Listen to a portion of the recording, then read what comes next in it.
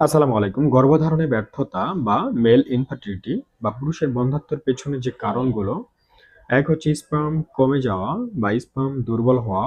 এছাড়াও ভ্যারিকোসিল, আপনার টেস্টিকলে আঘাতের কারণে হতে পারে। এছাড়াও যারা মূলত ধূমপান বা মদ্যপানে অভ্যস্ত, তাদের ক্ষেত্রে আপনার গর্ভধারণে বিভিন্ন রকমের সমস্যা তৈরি হতে পারে।